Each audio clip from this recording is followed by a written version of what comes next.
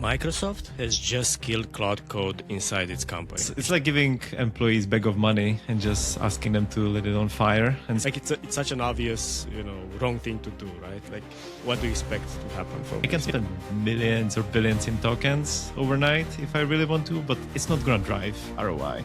Welcome to Deep Moat, the podcast about building unfair advantages in the age of AI. Microsoft has just killed Claude Code inside its company. It seems the bills are getting too big and it's no longer sustainable to allow all of their employees to use Claude Code and these AI coding models basically in an unlimited way. What do you think about it? Is this something we've kind of expected after seeing a lot of companies like go all in, token maxing, getting everyone to use AI coding as much as possible? Yeah, it sounds like it's end of era of token maxing, finally. So it sounds like everyone was using it in crazy ways, spinning agents just to maximize token usage without expecting any good ROI. Because I know most of these companies had leaderboards, right? So whoever spent most tokens was considered a hero, and it's very easy to game. Like I can spend millions or billions in tokens overnight if I really want to, but it's not going to drive ROI. So it sounds like these companies are really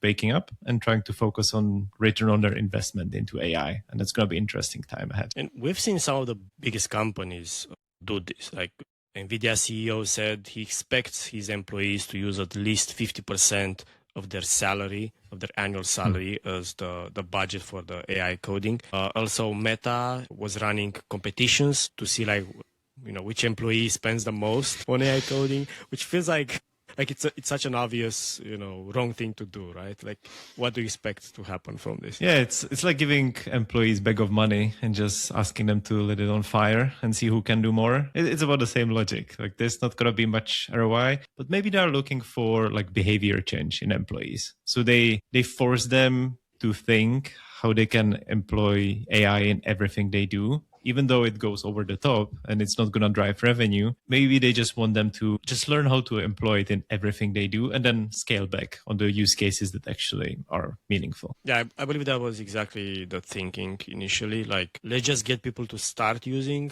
AI coding because otherwise they might resist. They might, fear, oh no, if everyone does this, maybe they will fire us all afterwards, which maybe in some cases it does happen. And some companies have thought like that. But that seems to be like the initial line of thinking. But now I guess there is some like scale back, like they want to scale back on that and like focus on the things that are actually practical to build in a token efficient way and not just spend as much as possible. Yeah, I think if you want to change human behavior, you really need to like push it to the extreme and then scale back. And then you end up with more AI usage with better use cases than you would have if it was just slow rollout. So I guess that's what they were aiming for, which could work out at the end, but short term, they burn all the budgets. I think Uber was one of the companies who already burned through their whole year API for AI budgets in like 3 months. So I'm not sure what they will be doing for the rest of the year, but yeah, they need to scale it back to some good use cases for sure. Another advantage to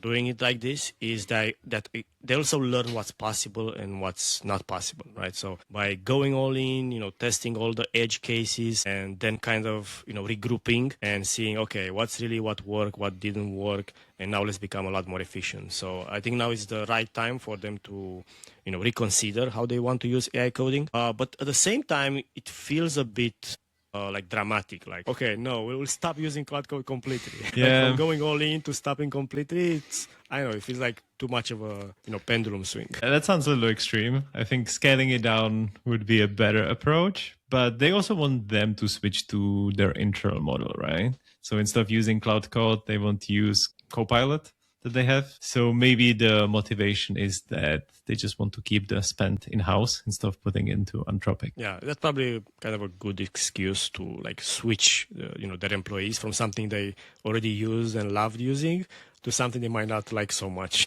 Yeah, because that's the thing, right? Claude Code is probably the best coding tool right now, and I don't know anyone using Copilot. That's like a very rare appearance. Speaking of Claude Code and Anthropic, I've started using Opus 4.7 a little bit more recently. So when it first came out, I really didn't like it at all. Like I used it 2 or 3 times and I realized, oh no, this is terrible. And I went right back to using Opus 4.6. But now, first of all, I started using it for things where I might need some design understanding or financial understanding, where I know Opus 4.7 is supposed to be like much better than the previous models. And then I realized, okay, it's very good. And, with some follow-ups, I realized it's also good at like brainstorming and like, thinking through things for this. So it was good for the same things I was using Opus 4.6 for. So I started using it even for other types of tasks recently. And, I'm quite happy. I wouldn't say, it blows me away like compared to Opus 4.6, but now it feels like, okay, let me just use this and like stop fighting, the change. I'm still hoping Opus 4.8 will fix a lot of the things that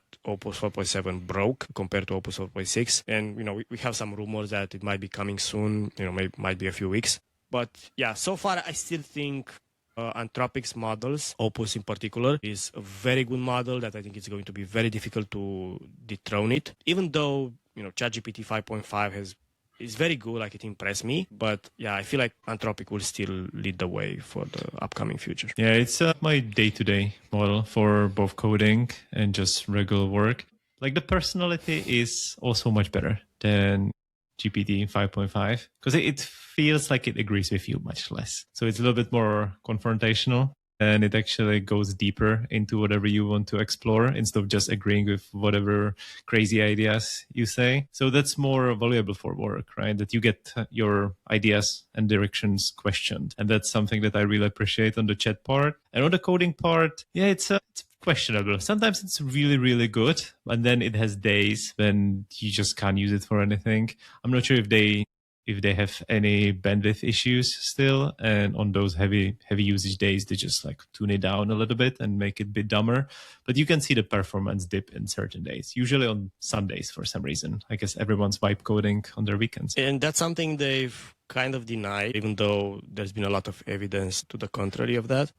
But yeah, it does seem like when the servers are getting too busy, they need to scale down the usage and intelligence ultimately of the models. I think they do. Like they might be denying it, but you can feel it. Or maybe it's a personal perception, but it definitely seems a little bit dumber. And it sometimes makes stupid mistakes. And you actually read the code that it writes and you go through it. Sometimes you're impressed how amazing it can be at occasions. And sometimes it just makes mistakes that junior developer wouldn't make. One thing that still a pretty big downside compared to the ChatGPT model, especially ChatGPT 5.5, is that it seems the data it uses is pretty old, like probably at least 1 year old, maybe longer, while the 5.5 is from December 2025 last year. And you can see that in a lot of the questions that you ask. You kind of have to force it to, use web search, right? Yeah. To find the latest data. Otherwise, it will tend to give you like old data. And you have to be careful with that. In my coding prompts, I always ask it to research the latest documentation first. Otherwise, it starts using APIs from 12 months ago that are deprecated and it breaks your whole code. So you really need to push it to search for the details. Also using skills for coding at least, and installing skills from the specific platform providers helps a lot because it gives it like fresh context into their API SDKs and it just does a better job. But you can see it's getting dated. I'm always wondering if it's because they realize that retraining it on the new AI generated content actually degrades the performance, because that could be very much the case. What have you seen in terms of how co-work has been working lately? I've tried to use it a few more times recently, and I'm still quite frustrated by how it works. It's still pretty slow. It doesn't always do what I ask it to do. It still kind of takes over my browser tabs. I have to like push it into a new browser profile. So yeah, I'm not happy at all basically with how it works compared to some of the competitors out there. I think they said that it was built by Claude Code in like a week, so it kind of shows, because if you make a product like this in a week with Claude Code and no oversight, it's going to end up a little mess. And it is. I mean, it's not 100% reliable. It's essentially Claude Code with a little bit different, more user-friendly UI for less technical people. So I can see the use case for it long term, but they need to do some work on actually making it function properly. The one aspect of it I really like are the artifacts, when you can generate like HTML output of your agents or of your task. So it can give you like a nice UI presentation of reports or anything that you run through it. So I like that compared to Claude Code. It feels like very user friendly. But other than that, yeah, Claude Code is still my day to day. Speaking of presentations, I realized this and it's one of the reasons why I started using Opus 4.7 a lot more. It seems that it's like almost perfect now for creating presentations very easily. So I try to make a presentation in Opus 4.7, in ChatGPT 5.5, and also Google Notebook, which until recently I thought was like the best one. ChatGPT 5.5, the content was okay, graphics-wise, kind of broken.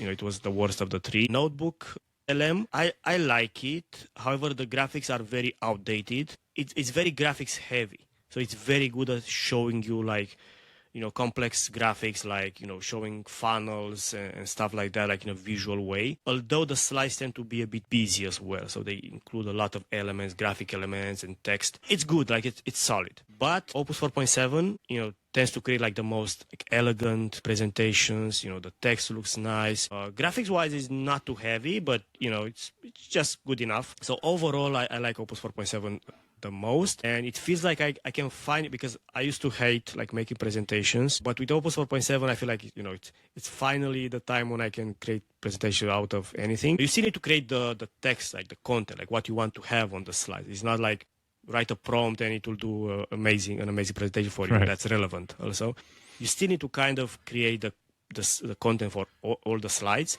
and then feed it, all of those slides, and then it will create something nice out of that. But that's still like a huge time saver for me, rather than mess around in Google Slide Deck and we try to find graphics and like people icons and stuff like that. Plus, doing it manually these days, time. it just feels wrong, honestly. Like going to Google Slides and just doing it by hand, it just feels like you are not doing it the right way. How did you find the UI of these slides? Is it nice and branded?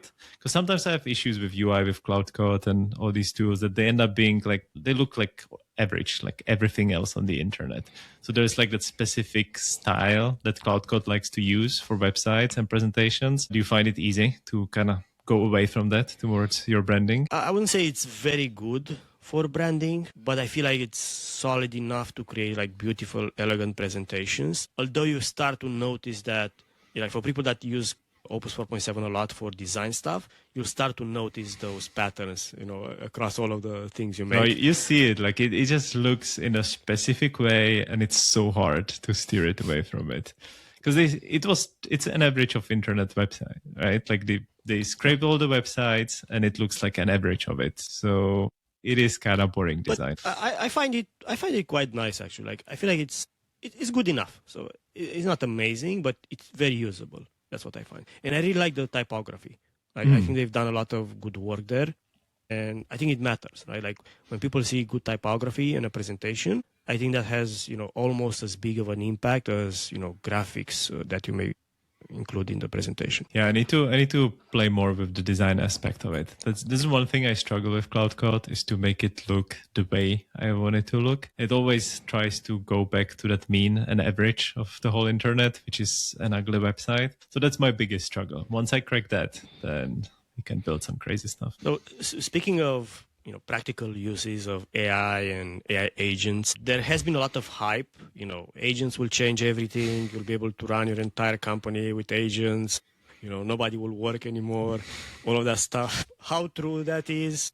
What's the reality versus the expectation? Like, how useful are AI agents right now, and what are some of the practical use cases that you've found so far? Yeah, it's not ready to run your company, and I'm not sure if we will get there anytime soon. But at the same time, it's very useful for things like reporting, like pulling data from different sources and finding patterns between them. And it's not something that you would 100% rely on. You still want to go through the data and make sure that it's accurate and it reads it properly. But it's good at spotting patterns. So if you, for example, need to analyze a specific funnel performance and you need to segment it to like 100 different segments, like doing it by hand, if every segment takes you half an hour, then you have a long day ahead of you. If you can pull it through an AI agent and it shrinks it down to something that you can wrap your head around in an hour, then it's much better. But again, it's not replacing you, it's enhancing you to get the results much faster and get to much more granular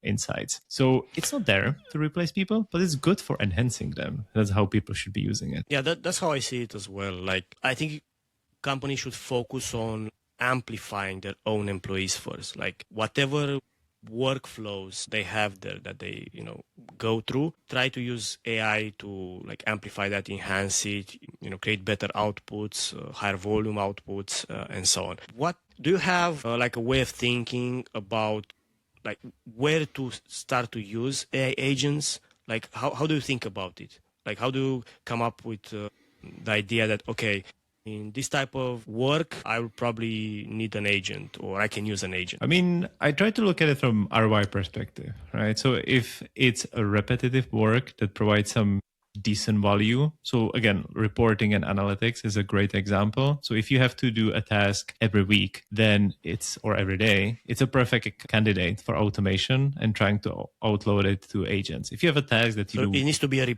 repetitive task, first of all. That's a good trigger, because then you can save time, right? Like if you do a task once a year, then unless it takes you a couple of days, you can as well do it manually. And it's better to focus on something that's that's holding your schedule back throughout the regular week. I think the book Buy Back Your Time is a really good reference. The book talks about hiring people for specific tasks and roles that you do inside of your company. So in this case, you can look at it from the agentic point of view. So you list all the tasks that you do and how frequently you do them, and you identify the best candidates to get automated or at least enhanced by AI agents, and you start from there. And usually those tasks are the ones that you enjoy the least as well. So it not only makes you more efficient, but it also makes you happier at your day to day. So you can get rid of those repetitive, boring tasks and shrink the time that they require your attention. Yeah, that makes a lot of sense. I think another factor that you need to look at is the capability, like making sure that the AI is capable of doing that sort of work. So how do you figure that out? Like, do you initially test it?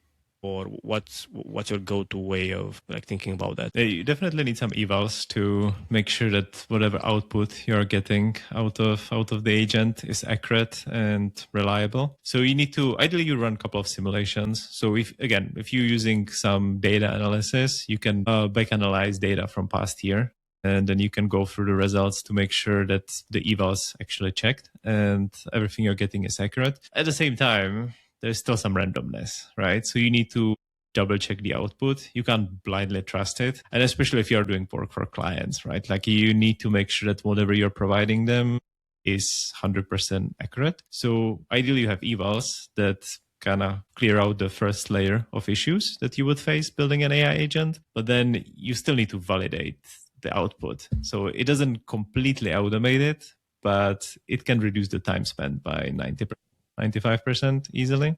So you need to keep checking on it. So you need to validate manually, basically. You need to check the results, make sure they're good. And then how do you feed back into the agent? It depends what issues you identify, right? If it's just hallucination, then you need to optimize your context and make sure that it actually has all the data points, all the information that it needs to drive these insights. Because if you ask it for insight about your YouTube videos, for example, and you don't give it the right data, it might still hallucinate some insights, but it's not going to be very useful. And you also need to estimate what's the risk of failure, right? Like if the output is wrong, how bad it is. Like if you're making financial decisions based on that output, you really need to double check everything. If it's just a minor direction, maybe you don't have to be that detailed about double checking it. So you need to evaluate the risk of essentially making a wrong decision. Yeah, it feels like right now AI agents are still most useful, or where you should use them the most is kind of like low stakes tasks,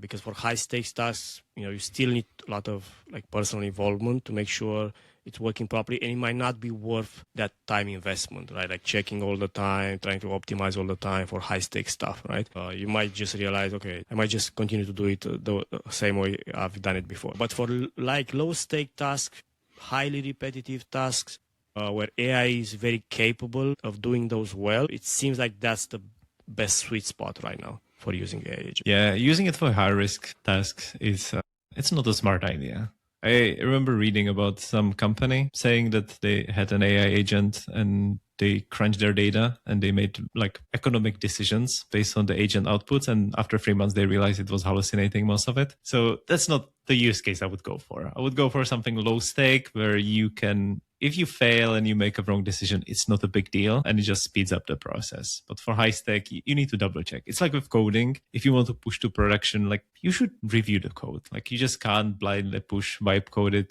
apps to production. And especially if you're accessing personal data and using clients' data, like you need to double check. And when you start reading the code, most of it is good, but there are some edge cases where you just need to go in and fix it or prompt it in a way that it fixes itself. Otherwise, it's just a disaster waiting. Yeah, without being like too negative about it, it's pretty obvious the AI agents and models are improving over time. Like, if you look every 6 months, every year, there is a pretty significant improvement in like actual, like, ability to use it in the real world. And I think that's going to continue. So we will keep seeing those improvements. And yeah, it's only going to get better from here. No, it's going to definitely get better. And you can see it last year or two, like the hallucinations are getting lower and lower. It's not zero yet, but it's improving. So hopefully the next generation of models will be like the next step forward. Okay. Looking forward to that. Thank you everyone for watching. We'll see you next week. See you in the next one.